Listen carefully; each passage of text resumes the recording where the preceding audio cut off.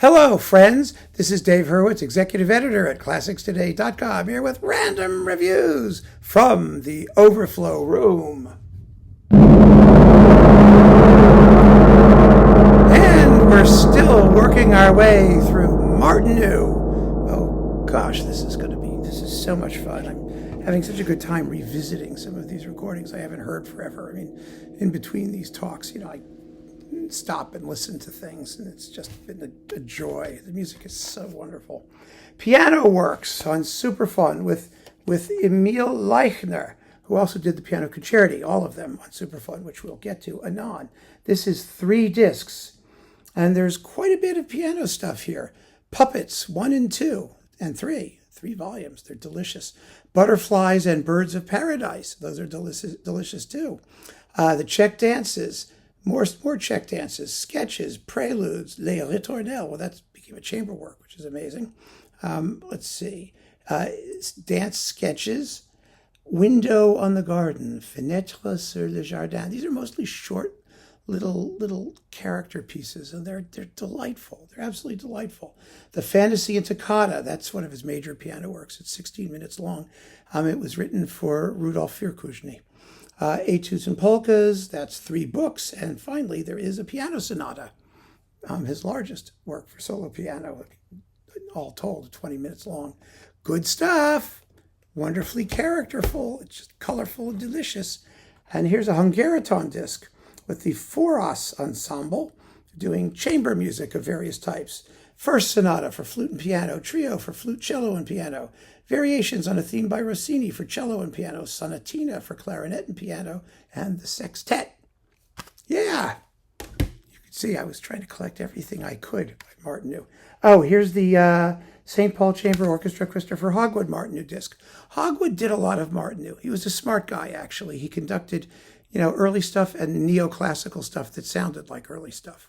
He didn't do like Mahler symphonies. Good for him. And so this was played to his strengths. We get the Sinfonietta La Jolla, which is just delicious.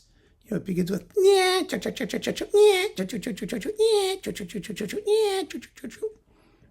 delightful. La Revue de Cuisine, which has the Charleston da da da da da ya da da da da da da da da da da da da da da da da jazz pieces. Thrilling. The Toccata e due canzoni, the first movement toccata, is gorgeous. It's got one of those lovely lyrical ya da da ya da da da da da ya da da da da da da da. Okay, you get the idea. And the canzonis are creepy, spooky. Merry Christmas 1941, whatever that is, and the Tre Ricercare for chamber orchestra. Really remarkable, fun, neoclassical, zippy stuff, mostly. Let's see, what's this thing? Praga, chamber music, with the Czech Nonet and the Praga Quartet. We have his Nonet. God, you have to hear the Nonet. It is the most beautiful piece in the world. Oh, my God. There's a section in the slow movement. Ya da da da da da ba da da da ba da ya da. It's a knockout. The string quartet number 7, the quartet for clarinet, French horn, cello, and snare drum. Yes. Quartet for oboe, violin, cello, and piano. The Mazurka Notturno for oboe, 2 violins, and cello, and the nonet. Oh, it's just great. Absolutely great. Amazing. Oh boy, Pavo with the Cincinnati Symphony Orchestra on Telelark, Dvorak's New World, and Martinu Symphony No. 2. A wonderful pairing and a wonderful disc. Absolutely lovely. Terrific. And we've got more on Superfun. Okay. The Suite Concertante, second version world premiere recording and violin concerto No. 1 with Bohuslav Matušek, a Czech fill under Christopher Hogwood. Wonderful performances. The Suite Concertante for violin and orchestra is really from 1945. It's the second version. I think the first version, he lost it or something happened to it. I don't remember what. He rewrote the whole thing. Anyway, good stuff. More concerto things. Martinu was a concerto grosso kind of guy. He liked concertos. He did them very well. The symphonies, Bamberg Symphony, Nimi Järvi, not the best. They are rough and ready, somewhat sloppy in terms of ensemble, and they seem somewhat careless and slapdash. I'm sorry to say, but they are. Very well recorded, though. And then, last but not least, the Noman Symphony Cycle, the first one. Remember, in the last video, we saw that he did numbers 3 and 6 in a digital recording for Denon Superphone, but he didn't complete that cycle. This is the complete cycle. This was the only way to get all the symphonies for a long, long time. It's how I first heard them. I got them on LP in one of those disgusting Eastern European imports where there were these big, heavy packages wrapped in like burlap that smelled like cow manure. It was unbelievable. But I got them, and they blew me away. These recordings are somewhat foggy. I mean, the sound is a little bit dull and dense and not ideally clear. The performances themselves are excellent, but you have to make some allowances. They weren't recorded that early, actually. They were recorded in 77, and 1977, 78. But for some reason, the Rudolphinum is such an echoey, cavernous acoustic, and that's not good for Martinu. Martinu needs clarity, a bit of dryness, so you can hear all the busyness, all the notes going on. But still, they're excellent performances. It is the Czech fill. So, beggars couldn't be choosers in those days. Then here's one volume of the symphony cycle that Klaus-Peter Flor started that never got finished. It's such a pity. He did 1, 2, 5, and 6. 3 and 4 never came out. And it would have been, I don't know, why didn't they just finish it? This is with the Berlin Symphony Orchestra. The performances are excellent. This is the best one. 5 and 6 were just a touch tentative, especially number 6. But this 1 and 2, these were gorgeous performances. I love them still. On RCA, way out of print. Martinu and Schnittke, Concerti for 2 pianos. How's that for fun? You also get Schnittke's Homage to Grieg for solo violin and orchestra, and the Polyphonic Tango for chamber ensemble. The Martinu double piano concerto. This is with Geneva and Dimitrov, with the Frankfurt Radio, the Radio Philharmonia, Hanover Radio Philharmonic under A.G. Owe on CPO. I just did a review of the 2 piano concerto. It's excellent, absolutely excellent, with Poulenc and Stravinsky and other stuff like that may be preferable in terms of couplings, but this is a very good performance of the double piano concerto, which is a masterpiece. It dates from the same time as the symphonies. It's tremendous. Which one is this now? Symphony number 5, the Parables, Memorial to Lidice, and the Frescoes of Piero della Francesca. These are classic Anschel recordings. This is from the first Czech Philharmonic edition that went through the conductors of the Czech Phil, and this was in the Anschel piece. The symphony and the Memorial to Lidice are mono. The Frescoes and the Parables are stereo, but they are glorious performances all, and very, very easy to listen to. The mono sound is just fine. So that's good.